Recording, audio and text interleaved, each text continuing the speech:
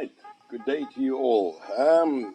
We are going to have a small tutorial today how to replace a clutch inner lining from a nitro motor, any nitro motor.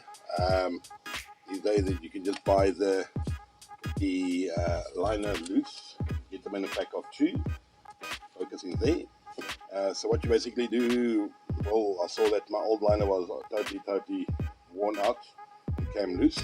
So I've ordered the ones from Epoxy Eddy. They will fit on most of the clutch belt. Just mind that they come in a certain length, so you must just measure them a little bit longer, and then you basically fit them inside your clutch liner, your belt, so, and just see that they fit nice and tightly. Just bear in mind that you get different thicknesses of liner. Now, what I also did was, firstly, take your motor, clean the clutch nice down there as well. I actually wrapped some tape around the mechanism there, and then as well, when you put it in nicely, you can see that goes into a nice tight fit. Now, the reason why I put some tape over it, so when you glue it with your 5-minute epoxy, you don't want it to stick to your motor assembly basically. And then you can also see that there's a nice tight fit into it. Zoom in on there. Nicely there. So you can have a nice tight fit. You leave it for about 30 minutes to an hour for it to harden or dry. That it won't come on to your clutch basically, and it won't get stuck. So yes, so let's try and do that now. So you can see I've already cut it to a special size so that it fits 100%. I'm going to mix my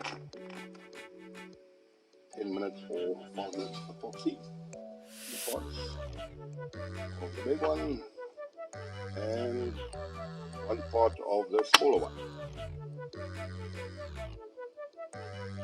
Normally you would just buy a whole clutch now, but that is not necessary. These clutch liners wear out quite frequently, depends on your flying style. Let's mix it nice and thoroughly. See, not too much. Down. There we go. Loop all over, and sometimes the part gets very scarce, and it's better to repair a part than to try and source one. This is from my old Rex 600 Nitro, so your bell casings, they get a bit scarce. Just put a little bit of epoxy on the inside, move gently,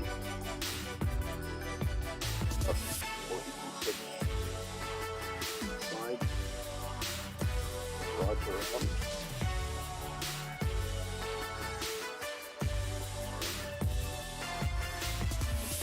Okay, don't miss a spot.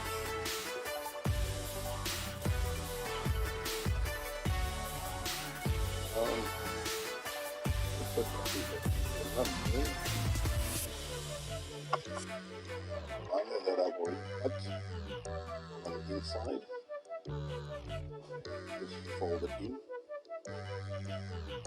nice and tight, and not to try and get on the outside. Now, if you have it evenly done,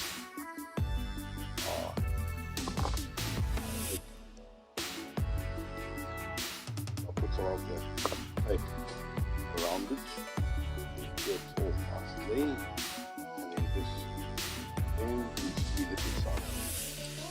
That's like, you want it to go inside, the pressure all around. Basically, how you replace the clutch. Right, now that we have glued the inside of the clutch liner and packed it in nicely, you would leave it for about, I would say, 2-3 hours, just to know that it settles very hard. Just mind that these liners, sometimes they are different thicknesses. So if your clutch doesn't go nice into the bell, you can put it in and then just work it on with a little bit of sandpaper so that it goes in smoothly. Because remember, when you start your motor, idle speed, basically it will move inside the bell without gripping. Only when you use speed, the centrifugal force will open up the clutch and it will start to grip. So you must just mind that it doesn't bind 100% on it on idle speed, because that will basically make that your head starts to turn, and that is a big no-no. So yeah, so this is basically how you change or replace a clutch liner on the inside. Thanks for watching my tutorial on the clutch liner, and we'll be making some more of these smaller videos just to give you a handy hint how to do it. Anybody can do it. If I can do it, you can do it. It's not always necessary to order brand new parts and stuff like that. So thank you for watching.